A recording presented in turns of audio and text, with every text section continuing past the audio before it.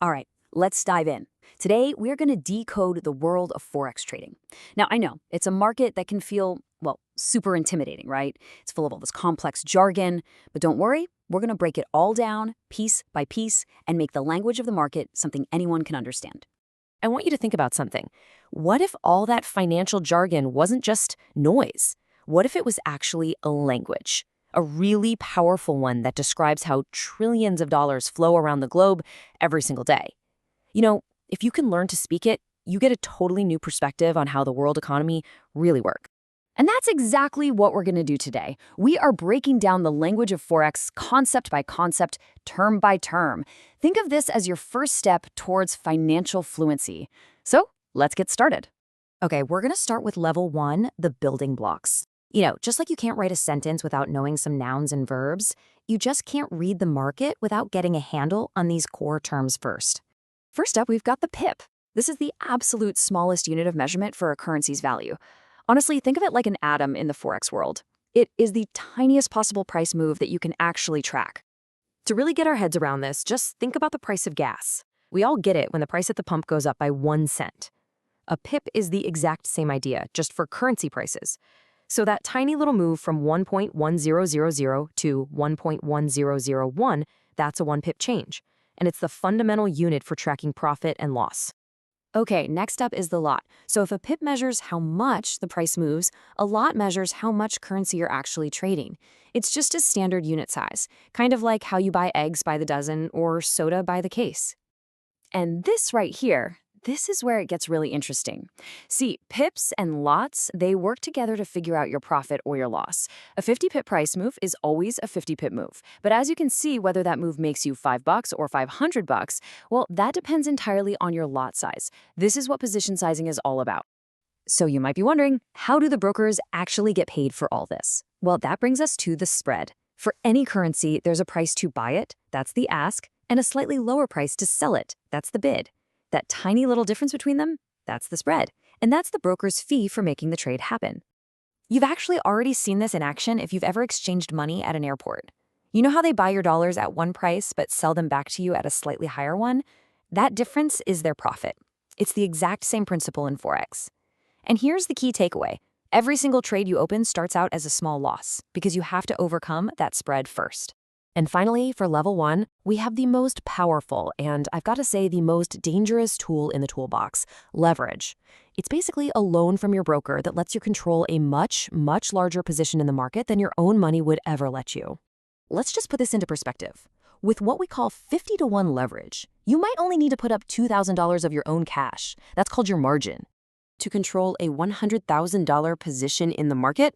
Whoa, it magnifies your potential profits, for sure. But, and this is so critical, it magnifies your potential losses by the exact same amount. This is, without a doubt, the #1 reason new traders fail. You have to manage it so carefully. All right, on to level 2, the rules of the game. We've learned the basic vocabulary. Now let's look at the grammar, how you actually play the game and interact with the market. First up, order types. Look, the market is open 24 hours a day, 5 days a week. But that doesn't mean you need to be glued to your screen. Orders are basically your preset instructions to your broker. They let you get in or out of trades automatically when the price hits a specific level you've already picked out. So how does this actually work? Well, you might set something called a limit order to buy a currency only if the price drops to a level you think is a great deal.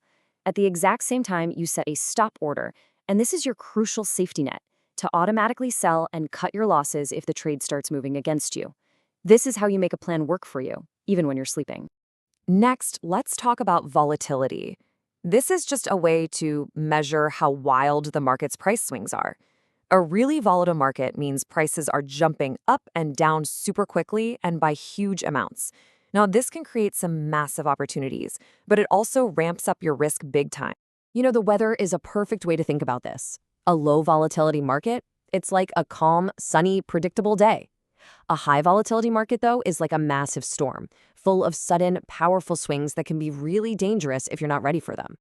And that brings us to level 3, a peek into pro-level strategy. Now, we're not going to do a super deep dive into these big institutional ideas, but I think it's really important to see where this whole journey can lead and how the pros look at the market in a totally different way.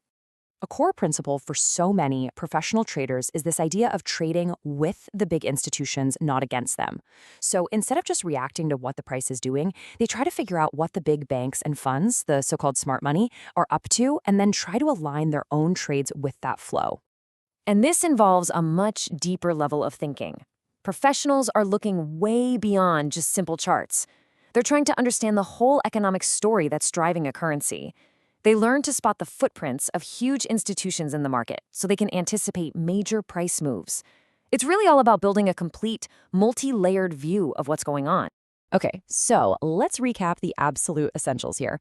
First, master the building blocks. Get pips, lots, and spreads down cold. Next, you have to truly respect the risks of leverage and volatility. They are amplifiers for everything, good and bad. Always, always have a plan by using order types to manage your trades. And the most important rule of all, put this all together and practice on a demo account before you even think about trading with real money. Seriously. So today, you've learned the basic vocabulary of the largest financial market on the entire planet. This isn't just a bunch of jargon anymore. It's a language that you can now start to understand. Your journey to fluency has officially begun. The only question left is, what are you going to do with it?